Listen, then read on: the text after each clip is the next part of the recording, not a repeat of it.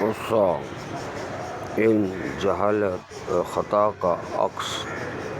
علم کا نہ ہونا ہمیشہ جہالت کی علامت نہیں ہوتا۔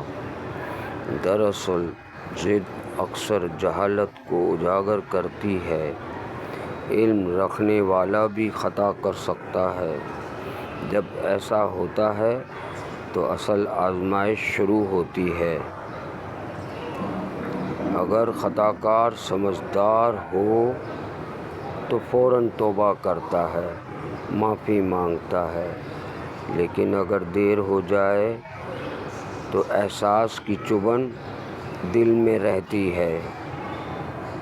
اس لیے خطا کار کو موقع دینا چاہیے، اسے شرمندہ نہ کیا جائے، کیونکہ وہ دل سے پہلے ہی شرمندہ ہوتا ہے اور غلطی لوٹائی نہیں جا سکتی۔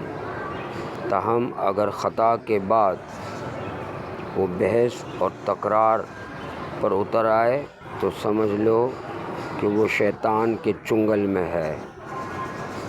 پھر اسے سمجھانے کی کوشش نہ کرو، کیونکہ وہ ضد میں گمراہی کی گہرائی میں گر سکتا ہے۔